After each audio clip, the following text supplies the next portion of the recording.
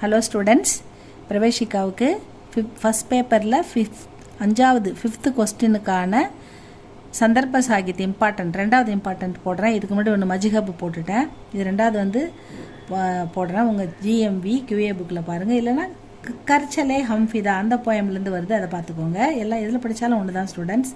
எது வருதுன்றது உங்களுக்கு தெரிஞ்சால் நல்லது, அது போதும். யஹு குர்பானியோ கி ந வீரான் ஹி, அதாவது இந்த குர்பானின்னா தியாகம், இந்த இடத்துல தியாகத்தின் பாதை அப்படின்னு எடுத்துக்கணும். ராகுன்னா பாதை, ராகு குர்பானியோ, இது கொஞ்சம் மாற்றி மாற்றி வரும் மீனிங், கரெக்டாக வரிப்படி பார்த்தா வராது. குர்பானியோ ராகு குர்பானியோன்னாக்கா தியாகத்தின் பாதையை கி ந வீரான்க, அதை வீணாக்கி விடாதீர்கள், அதை பாழாக்கி விடாதீர்கள். வீரான்னா வீணாக்குறது. தும் சஜாத்தே ஹி, நீ அதை அலங்கரி, சஜாத்தேனா அலங்கரித்து விடு. எதனால்? ரஹ்னா நயே காஃபிலே, புது புது வணிகங்களால், புது புது வியாபாரங்களால், புது புது கண்டுபிடிப்புகளால் நீ அதை அந்த பாதை, தியாகத்தின் பாதையை அலங்கரித்து விடு அப்படின்னு சொல்கிறாரு. ஃபத்தஹ் கா ஜஷன் இஸ் ஜஷன் கே பாத் ஹ. ஃபத்தஹ்னா வெற்றி, ஜஷன்னா விழா, அதை கொண்டாடுறது. நீ வெற்றி விழா கொண்டாடணும்னா இஸ் ஜஷன், இந்த விழாவுக்கு பிறகு, இஸ் ஜஷன் கே பாத் ஹ. ஜிந்தகி மவுத் சே மில் ரஹி ஹ கலே.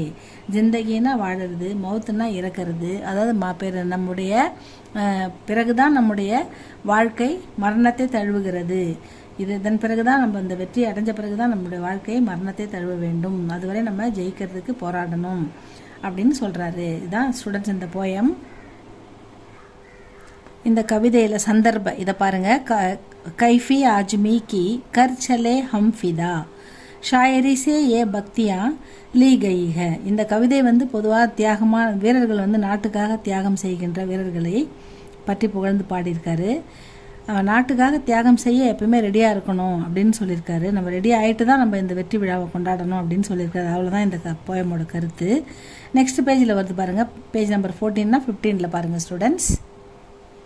பாவார்த்த ஷாயர் கஹத்தேக, கவிஞர் கூறுகிறார், கி வீரோ கா பலிதான், வீரர்கள் நம் தேசத்தை காக்க எல்லையில் பாதுகாப்பிற்காக போகின்ற வீரர்கள், அவர்களுடைய பலிதான் அப்படின்னா தியாகம், சாக்ரிஃபைஸ். இந்த போயமில் வந்து என்ன குர்பானியோ அப்படின்னு கொடுத்துருப்பாங்க. அந்த குர்பானியோன்றதும் தியாகம்தான், இந்த பலிதான் அப்படின்றதும் சாக்ரிஃபைஸ், தியாகம்தான். தன்னுடைய அந்த வீரர்கள் வியர்த்த ந ஹோனே பாவே, அவங்களுடைய தியாகத்தை நம்ம வீணாக்கக்கூடாது. வியர்த்த ந ஹோனே பாவே, இந்த நம் நாட்டை பாதுகாக்கின்ற தியாகம் செய்கின்ற வீரர்களுடைய தியாகத்தை நம்ம வீணாக்கக்கூடாது அப்படின்னு சொல்கிறாங்க. வீர் லோகோं கா சமூக, அதாவது வீரர்கள் தியாகம் செய்ய நாட்டிற்காக தயாராக இருக்கணும். அந்த குழு, அதாவது ஒரு சமூகனா ஒரு குழு, வீரர்கள் குழு தயாராக இருக்கணும். தயார் ரஹே, எப்பயுமே தயாராக இருங்க.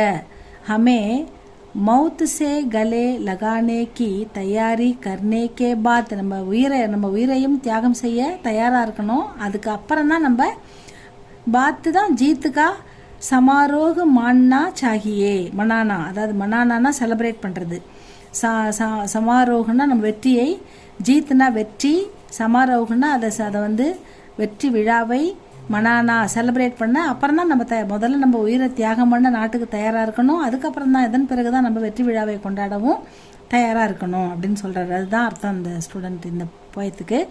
இதை நல்லா படிச்சுக்கோங்க.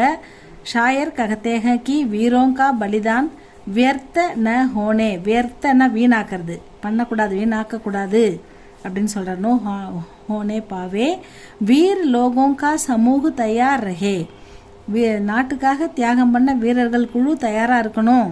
ஹமே மவுத் சே, அதாவது நம்ம இறப்பு, மவுத்துனா இறப்பு, மவுத் சே கலே லகானேக்கி தயாரி கர்னேக்கி, நம்ம உயிரையும் தியாகம் பண்ண தயாரான பிறகுதான் பாத் ஜீத்துக்கா சமாரோக மனானா சாகியே, வெற்றி விழாவை கொண்டாட தயாராக இருக்கணும் அப்படின்னு சொல்கிறாரு. அவ்வளோதான் ஸ்டூடெண்ட்ஸ் இந்த போயம்.